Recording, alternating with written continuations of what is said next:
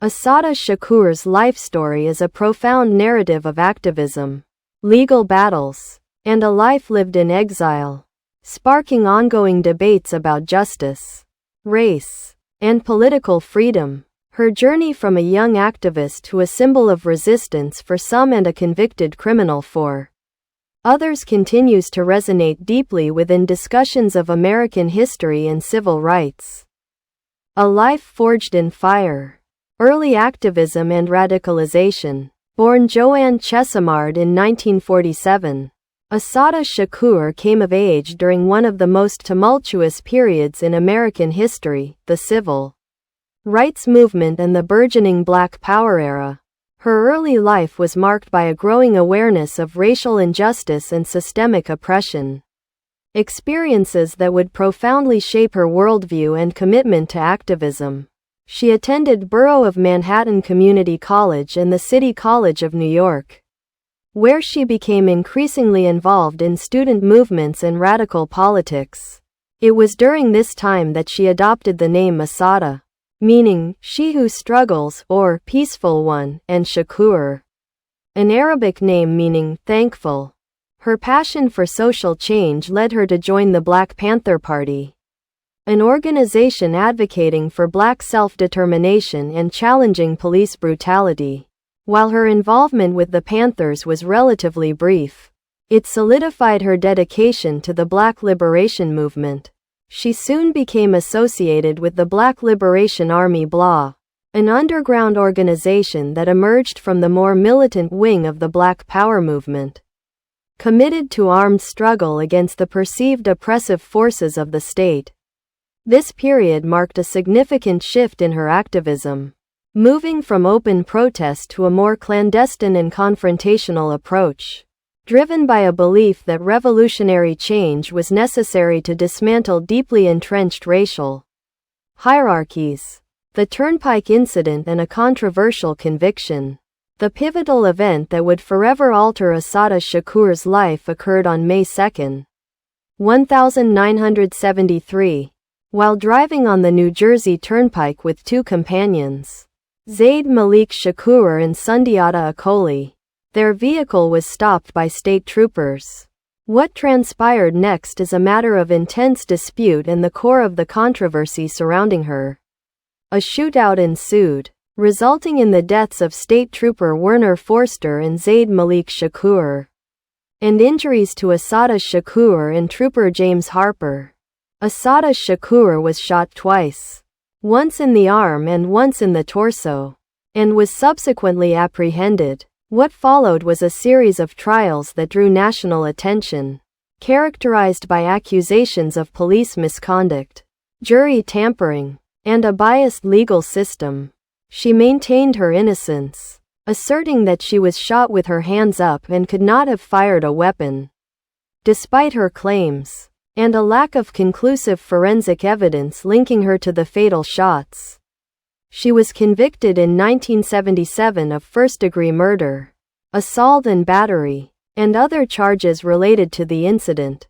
Her supporters viewed the trial as a political persecution, a clear example of systemic injustice aimed at silencing a prominent Black activist. From prison to political asylum. After her conviction, Assata Shakur was incarcerated in various facilities, including the maximum security women's prison in Alderson, West Virginia. Her time in prison was marked by continued activism and a growing international profile, as supporters rallied for her release, arguing she was a political prisoner. However, her incarceration was not to be permanent. On November 2, 1979, she orchestrated a daring escape from the Clinton Correctional Facility for Women in New Jersey, with the help of fellow BLA members. This escape further cemented her image as a defiant figure, both to those who saw her as a symbol of resistance and to those who viewed her as a dangerous criminal. For several years, Assata Shakur lived underground, evading capture. In 1984, she resurfaced in Cuba, where she was granted political asylum by Fidel Castro's government. Cuba's decision was based on its long-standing policy of offering refuge to individuals it considers victims of political persecution, particularly those from the United States. This act of asylum immediately escalated the international dimensions of her case, transforming her into a focal point of diplomatic tension between the U.S. and Cuba. Her presence in Cuba has been a persistent point of contention, with successive U.S. administrations demanding her return. The enduring fugitive status and extradition debate. Assata Shakur's life in Cuba has been relatively quiet, yet her fugitive status in the United States remains a highly charged issue. The FBI has long considered her a domestic terrorist, placing her on its Most Wanted Terrorists list in 2013. The first woman ever to be included. A substantial bounty, currently set at $2 million, has been offered for information leading to her capture. This designation and the continuous calls for her extradition underscore the deep divisions in how she is perceived as a hero by many on the left and within black liberation movements, and as a cold-blooded killer by law enforcement and conservative elements. The extradition debate is a complex one, intertwined with U.S.-Cuba relations and differing interpretations of international law and human rights. U.S. officials argue that Cuba is harboring a convicted murderer and that her return is a matter of justice for Trooper Forster's family. Conversely, Cuba maintains its stance that Shakur was unjustly persecuted and that her asylum is a humanitarian act. This stalemate highlights the ideological chasm between the two nations and the enduring legacy of the Cold War. For many, her case is not just about a single individual but about the broader historical context of state repression against black activists. A revolutionary icon or a convicted criminal? Assata Shakur's story is a powerful lens through which to examine themes of race, justice, and revolution. To her supporters, she is a revolutionary icon, a courageous woman who stood up against an oppressive system, a victim of a politically motivated trial, and a symbol of enduring resistance. Her autobiography, Assata, an autobiography, has become a foundational text for many activists, offering a first-hand account of her experiences and her unwavering commitment to liberation. Her famous quote, "It is our duty to fight for our freedom. It is our duty to win. We must love each other and support each other. We have nothing to lose but our chains," continues to inspire movements for social justice globally.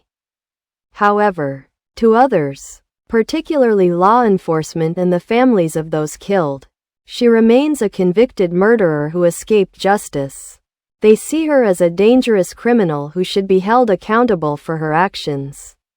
This stark dichotomy in perception makes her one of the most polarizing figures in modern American history. Her life encapsulates the profound ideological battles of the late 20th century and their ongoing reverberations today, forcing us to confront uncomfortable questions about the nature of justice, the role of dissent, and the historical treatment of marginalized communities.